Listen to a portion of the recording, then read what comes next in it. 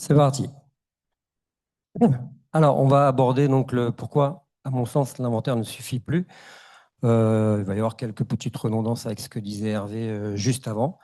Donc, nombreuses organisations se reposent sur un inventaire des fournisseurs, à mon sens, souvent incomplet, avec des inventaires qu'on va voir par fichier Excel, euh, alors que la menace est dynamique et face à une évaluation qui est plutôt statique. Aujourd'hui, ça va très vite, hein. Bon, j'ai mis quelques, moi j'étais 10%, Hervé 30%. Bon, ça dépend en fait quelle est l'étude que vous regardez, mais globalement, les attaques par fournisseur, il y en a quand même pas mal. Moi, je le vois. Ah, excusez-moi. On va passer. Présentation, parfait. Je vous ai mis une petite illustration, un peu d'humour, ça fait pas de mal. Mais on est quand même pas loin de la réalité, hein, notamment sur les clients que j'audite.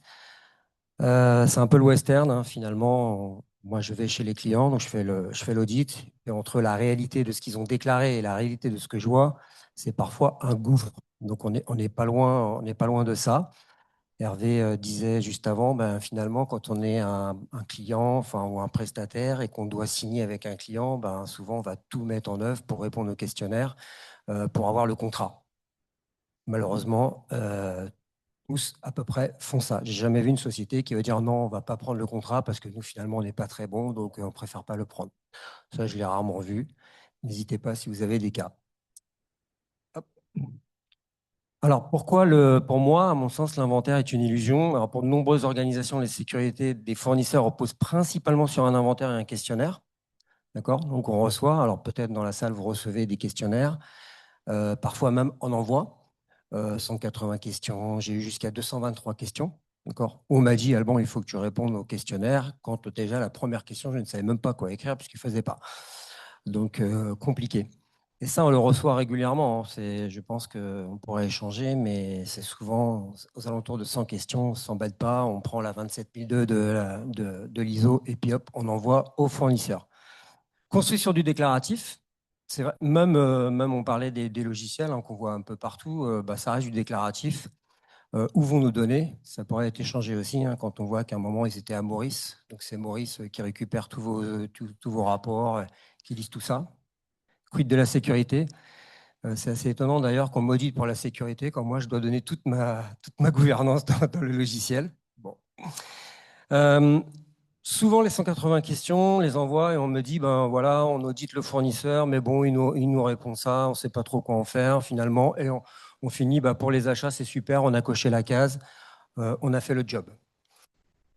Et le risque fournisseur, je vois souvent établi, alors beaucoup vont reconnaître l'IBIOS, il y a les 4 critères qu'on voit dans les fichiers. Donc la pénétration, ça on y arrive bien, globalement, on sait expliquer jusqu'à où va notre prestataire. La dépendance, là, ça se complique un peu. Finalement, le RSSI, est-ce qu'il a tous les chiffres pour dire que ce prestataire est dépendant? Parfois, des surprises. Alors, la maturité et la confiance, là, pour moi, ça se gâte. Comment on évalue la maturité en cybersécurité d'un prestataire en lui posant 180 questions? Et alors, la confiance, est-ce que j'ai confiance? Parce qu'il m'a renvoyé les questions des 180 qui sont faits maintenant par l'IA, hein. Moi, j'ai 2 clients qui font ça très, très bien. Excellent, d'ailleurs, j'ai trouvé. Ils ne s'embêtent même plus, ils mettent le fichier Excel et c'est l'IA qui répond la totalité, qui va chercher dans les docs et qui répond. Donc, comment on peut avoir confiance? Pourquoi je devrais accorder ma confiance au prétexte que l'organisation a de la notoriété, on l'en voit beaucoup, ou qu'elle est certifiée ISO 27001? Moi qui ai fait beaucoup je faisais de la certification ISO 27001 depuis 2018, donc quand ça commençait quand même à arriver en France. Honnêtement, je peux compter sur les doigts d'une main vraiment les sociétés qui m'ont impressionné en 27001. J'en ai pas vu beaucoup, et notamment des très grosses. Alors, supply chain donc, n'est pas statique, elle évolue en permanence, surtout maintenant avec l'IA qui arrive. Tout ça va aller encore plus vite. On a beaucoup de fournisseurs, hein. Voilà, ils répondent à votre questionnaire et puis dès le lendemain, bah, ils ont changé de cloud, ils ont changé leur base, ils ont changé de fournisseur eux-mêmes, de sous-traitants. Bah, c'est la vie d'une organisation, hein. Et vous allez repasser, comme on disait juste avant, bah, dans 3 ans, dans 4 ans, pour auditer ce même fournisseur, qui a peut-être parfois complètement changé. Toute l'équipe, même parfois, a été remplacée. Dans la majorité des cas, vous n'êtes pas informé. C'est là un peu, pour moi, ce qu'il faut opérer comme changement. Bah, comment je fais pour être informé? On a beau avoir une annexe qui précise les responsabilités, comme on disait, ce que je dois faire. Mais est-ce qu'on a souvent cette information que dès qu'il y a des changements, je dois informer le client? Pour moi, je l'ai rarement vu. Et ce qui serait intéressant, justement, bah, c'est de le formaliser et de le rendre opposable. Ça permettrait en fait d'avoir plus de communication entre le fournisseur et son client. Euh, à partir du moment où le périmètre il change, bah, le risque lié au fournisseur il n'est plus le même, hein. Je parle à ces personnes qui font, ceux qui font de l'analyse de risque. Bah, j'ai un périmètre qui a déjà changé. Est-ce que mon analyse de risque en interne elle est toujours crédible? On peut se poser la question. Et le périmètre qui évolue. Hop. Donc, niveau de confiance, réellement toujours le même. Peut-on parler de confiance s'il ne vous tient pas informé des évolutions? Et là, on en voit beaucoup, hein, notamment dans les petites structures, le RP en plein milieu du client, et puis finalement, vous apprenez une semaine après que ça a changé, ça, c'est plus la même chose, ça se fera plus comme ça.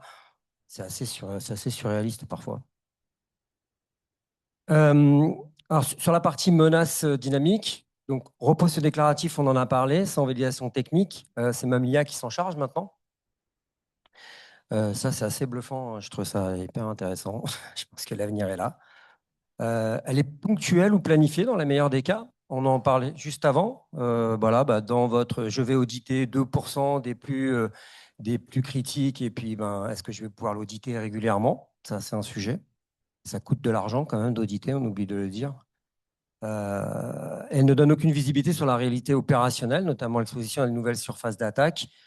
Bah, idem, quand on a eu les questionnaires, quand on les a un peu audités, finalement, qu'est-ce qui va encore bouger derrière? Est-ce que la surface d'attaque va être toujours la même? Est-ce qu'ils ont tellement changé les choses que finalement, on a perdu un peu la main?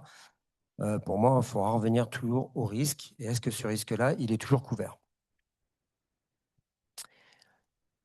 Alors, la solution n'est pas de supprimer l'inventaire. Il faut bien savoir ben, quels sont nos fournisseurs. Alors, les 30 000 dans le fichier Excel, ça fait pas mal. Euh, pour moi, donc c'est plus la peine de déclarer pour moi la sécurité. Je pense que ça a plus de sens en fait de répondre à un questionnaire 180 questions. Je vois même pas comment on peut faire ça. Et en plus, j'ai des clients qui font ces questionnaires-là. Je leur dis, mais tu lis le questionnaire quand tu reviens? Parce que tu l'envoies à 10, 20, 30, 40 personnes. Comment tu peux lire ce questionnaire et en analyser les réponses? Ben, la réponse, c'est non. Ils ne le font pas. Ça, vous les avez ça beaucoup dans les ISO 27001. Ils vous disent, bah voilà, on fait de la surveillance, c'est dans la norme. On envoie des questionnaires. OK, qu'est-ce que vous faites des questionnaires? Rien du tout. Ça, c'est dommage. Pourquoi perdre son temps à envoyer un questionnaire si de toute façon, on ne le regarde pas? C'est valable aussi avec, bon, par Cybervadis, mais il y en a d'autres, hein. Il y en a plein. Ils vous mettent un indice de score qui finalement, quel est cet indice de score? Il tient sur quoi? Finalement, parce que j'ai dit que j'avais une PSSI, je marque des points. Moi, je trouve que c'est un peu limite. Donc, l'enjeu pour moi, c'est de rapprocher le déclaratif de preuves techniques. C'est pour moi la seule solution pour être en confiance avec son fournisseur. Alors, on va me dire que oui, c'est pas toujours facile de le faire. Bah, alors, je ne parle pas des GAFAM, hein, grand compte, mais on peut trouver quand même des solutions. On peut, moi, ce que je fais souvent, bah, vous posez des questions, ils vous répondent, et puis dans ces questions, ben, je prends des points, et puis voilà, on organise un audit qui peut être une visio, qui peut être 1 heure, qui peut être 2 heures, 4 heures. Bref, c'est pas forcément tout le monde voit l'audit comme étant recevoir l'auditeur pendant 5 jours. Pas du tout. On peut tout à fait organiser plein de choses faciles et pour aller vérifier ce qu'il a écrit. Vous allez voir déjà, ça change, hein. Quand vous dites ça à un fournisseur, bah, merci du questionnaire. Maintenant, on va se faire une petite visio et puis je vais regarder les preuves au hasard sur les points. Question 122, question 156.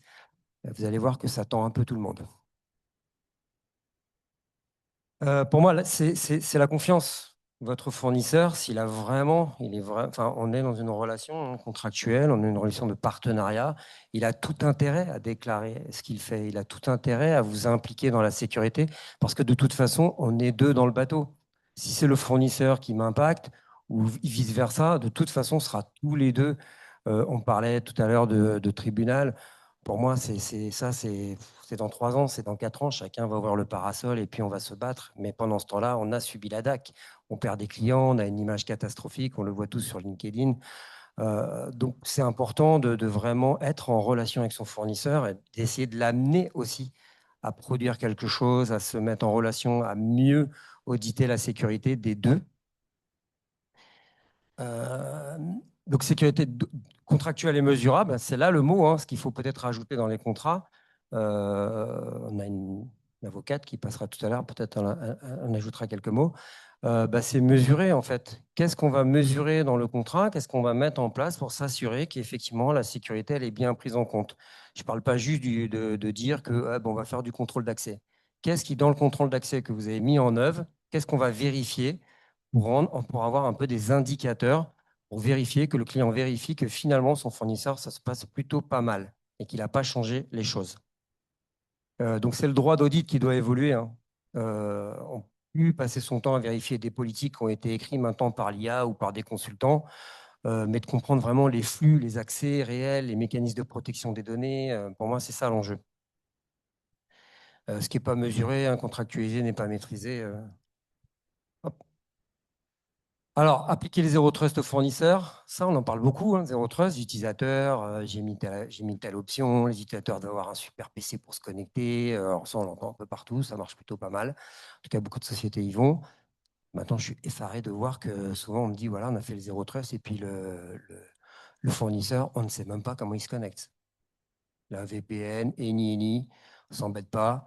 On sait qu'il utilise une API, mais alors comment ça fonctionne, où sont les clés, on ne sait pas. Je parle de logiciels parfois importants, hein, pour des clients assez connus. Donc pour moi, c'est important aussi vraiment que le fournisseur il soit vraiment dans le zéro trust. Comment il va se connecter, le moindre privilège, on va lui accorder. De surveiller en continu les connexions entrantes et sortantes. On parle beaucoup de SOC, on parle beaucoup de toutes ces solutions-là. Il n'y a pas que le DR à vérifier quand même. Il y a aussi voilà, de câbler son SOC, de le flécher vers des fournisseurs qui seraient très à risque. N'oublions pas que le hacker, il passera par là, hein. Donc, si on ne surveille pas ça, je pense que la messe est dite. Alors, que faire de... C'est un vaste sujet, hein. Il n'y a pas de solution. Il n'y a pas de solution. Il faut transformer un peu la relation. Mais pour moi, remplacer le questionnaire générique par une demande de preuve technique, ça, c'est vraiment... il faut rentrer maintenant dans cette dynamique. Je peux continuer à envoyer un questionnaire qui aura peut-être pas 180 questions, déjà 20 ou 30 questions bien posées. Je pense que ça donne déjà l'ambiance. Et de transformer finalement, qu'est-ce que je vais faire de ce questionnaire? Est-ce que je peux poursuivre avec le fournisseur, le tiers? Qu'est-ce que je peux mettre en place pour aller vérifier ce qu'il me dit? Et je pense que, enfin, moi qui le fais régulièrement, ça change vraiment les choses. Le monitoring minimal, qu'est-ce que je peux encadrer dans le contrat pour vérifier ce que fait le fournisseur? Sans être bien évidemment trop intrusif, hein. Vous ne pouvez pas remplacer la sécurité de votre fournisseur, mais qu'est-ce que je peux trouver comme surveillance, comme monitoring, pour vérifier la posture de sécurité du fournisseur? Définir des indicateurs contractuels. Quels sont les indicateurs qu'on va suivre en même temps que les indicateurs qualité, indicateurs de sécurité? Tout ce qui est inventaire. Dans la première présentation, personne, je n'ai pas retenu son nom, me disait, moi j'engage mes clients à cartographier. J'ai exactement la même chose. De toute façon, si vous ne savez pas ce que vous avez, je ne vois pas comment vous allez bien sécuriser, parce que vous ne savez pas ce que vous avez. Alors, ce que manipule le fournisseur, voilà, c'est lunaire pour certains. Donc pour moi, l'objectif, c'est vraiment de passer d'un inventaire statique à une maîtrise progressive et active.